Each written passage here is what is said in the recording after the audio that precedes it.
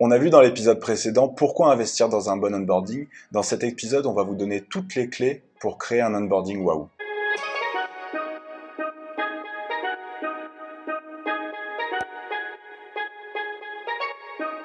Avant tout, ce qu'il faut savoir, c'est qu'il y a 5 grands piliers pour un bon onboarding. Le pilier administratif, la préparation du contrat de travail, sa signature, et on inclut là-dedans la préparation aussi du poste de travail, de tous les accès. Ça, c'est un pilier qui est géré dans les phases de pré-boarding et qu'il est essentiel d'assurer pour éviter de faire une mauvaise impression avec un poste de travail qui n'est pas prêt ou un contrat qui n'est pas signé, au moins le jour J, pour rassurer le collaborateur qui arrive. Le deuxième pilier, c'est l'acculturation à la mission, aux valeurs et à la vision de l'entreprise. En quelque sorte, c'est permettre au collaborateur de savoir dans quel bateau il embarque, de quel port il vient et surtout vers où est-ce qu'il va naviguer pour lui donner une vision long terme de l'entreprise. Ce grand pilier sur l'acculturation est hyper important dans les phases de pré-boarding, qui est généralement une phase où le nouveau collaborateur est très excité à l'idée de démarrer une nouvelle aventure, va aller chercher sur YouTube, sur Google, des infos sur l'entreprise. Il est très important de lui donner toutes ces infos et c'est aussi une manière de garder du lien durant cette phase qui peut durer généralement de 1 à 3 mois. Le troisième pilier, qui est selon moi le plus important, c'est l'aspect managérial. Remettre au cœur de ces process les managers, harmoniser le processus d'onboarding pour unifier l'expérience d'arrivée des nouveaux collaborateurs. Et on inclut dans cet aspect managérial la création d'une forte culture du feedback dès le départ que nous verrons dans l'épisode 4 sur laquelle nous ferons un focus. Le quatrième pilier, c'est la formation. La formation au métier, bien sûr, et ça c'est très souvent bien géré dans les entreprises, mais aussi la formation aux outils et à l'écosystème.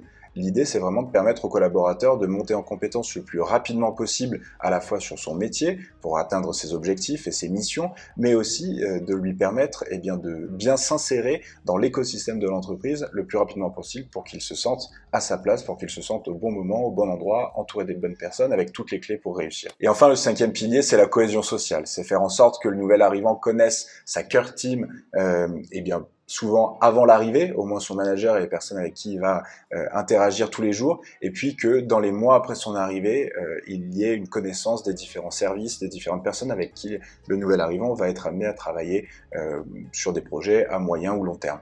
On l'a bien compris au travers de tout ce que Geoffrey a partagé, au travers de ces 5 piliers, l'onboarding c'est hyper important et il faut vraiment investir là-dedans et il faut savoir aussi dépasser l'onboarding classico-classique, où moi je le vois aussi autour de moi, toutes les entreprises ont un processus d'onboarding. Maintenant, je pense qu'on peut aller plus loin que simplement signer le contrat, envoyer un petit email et remettre le matériel. C'est l'opportunité de faire vivre une expérience unique et mémorable à vos employés, surtout qu'il y a des techniques qui peuvent être assez simples à mettre en application pour proposer un onboarding super sympa. Les top employeurs l'ont compris et il y a de nombreuses entreprises qui investissent largement dans leur stratégie people de manière générale, mais aussi beaucoup du coup sur leur processus d'onboarding.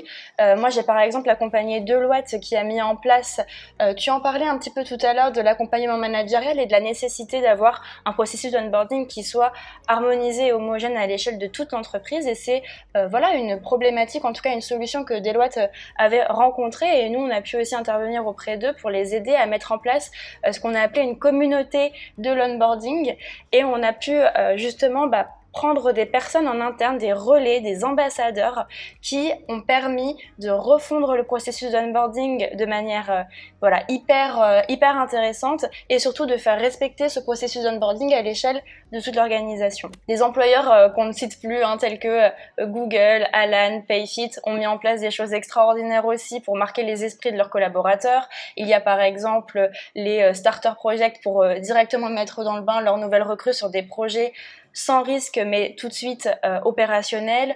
Il y a le buddy dont on parlera dans un prochain épisode. Et un message important qu'on avait aussi envie de porter, c'est que justement avoir un processus d'onboarding mémorable, c'est pas dédié que pour les grands groupes, pour les licornes ou les géants de la tech, c'est aussi à votre portée si vous êtes une PME, une ETI ou peu importe votre secteur d'activité même, tout est possible. On va justement à la suite de cet épisode vous partager un guide de l'onboarding avec toutes les bonnes pratiques pour que vous puissiez vous aussi avoir un onboarding à la hauteur de vos ambitions. Et dans le prochain épisode, on fera un focus tout particulier sur une super pratique que vous pouvez mettre en application, c'est le buddy.